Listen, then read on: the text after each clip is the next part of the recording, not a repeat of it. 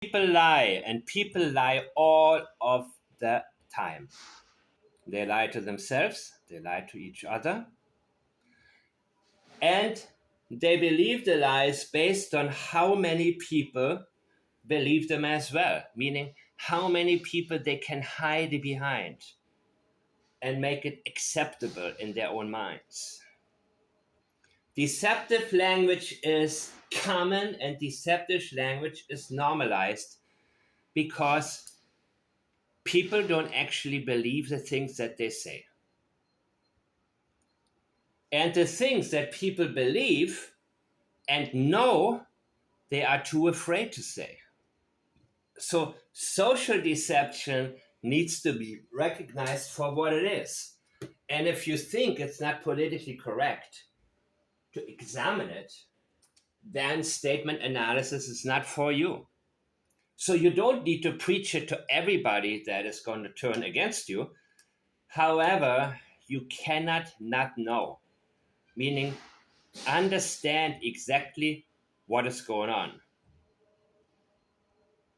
And yes, you may come to the conclusion that most of my friends are full of it.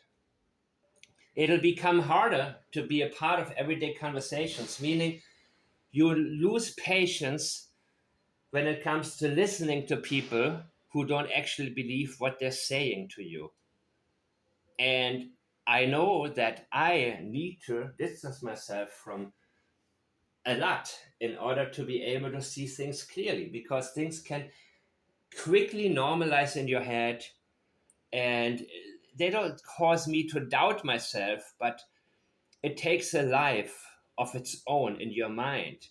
And your mind needs to be clear, your mind needs to be sharp, and you need to be analytical. And you cannot be that when you um, sit somewhere and get overloaded with a bunch of nonsense.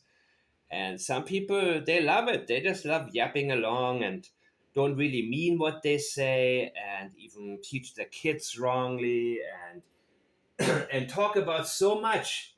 Oh, but you cannot say this or how you say that these days. What is the right terminology? I don't want to offend anybody. Well, guess what, dude?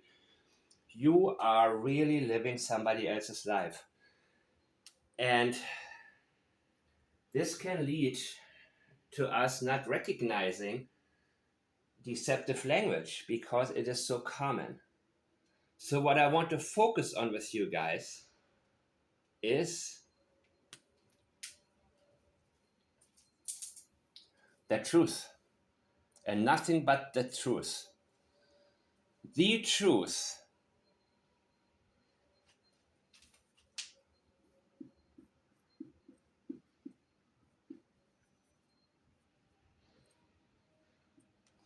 Can stand on its own. Truth can stand on its own. It doesn't need a qualifier. Why do I have to believe you? Because I'm speaking the truth. Did you kill your wife? No. No, I didn't. No, I didn't kill my wife. Keep it short and simple. So, what about people who say that you didn't get along with her? I don't care. I told you the truth. I didn't kill her.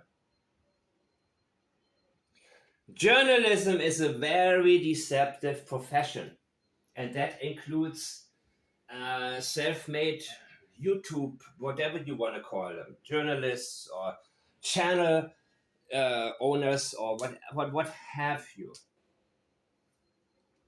So when Sunny from Crime and Shame said, Daniel, please come on our program. We invite you. And you can speak. What did she say?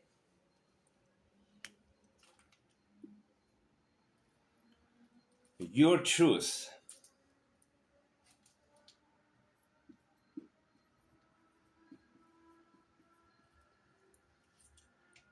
And one of you in my chat room said, well, my truth means really my opinion. It's the same thing. No, it's not that at all. It is extremely different.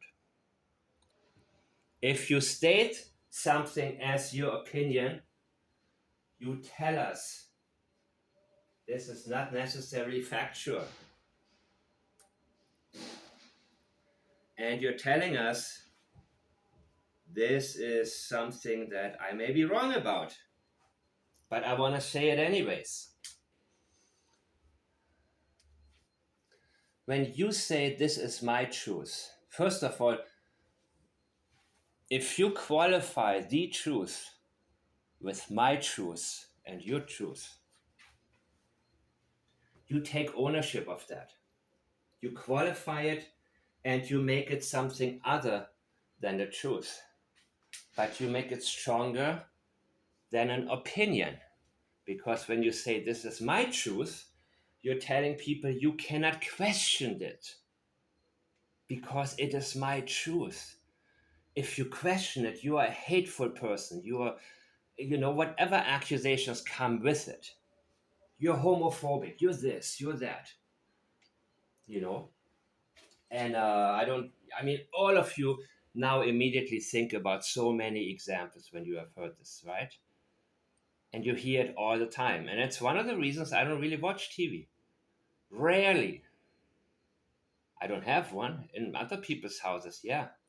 And I tune into whatever's on YouTube if it seems like I can get some information out of it. But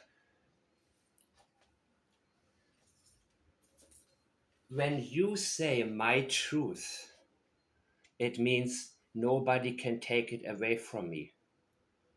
It means that no matter what you're going to say, no matter what reasoning or facts you bring my way, you are not going to abandon it. And you don't have to do it because you take ownership.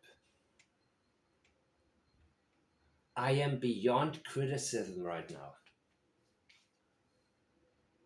So when she said, Daniel, you can speak your truth, of course that's to lure him in.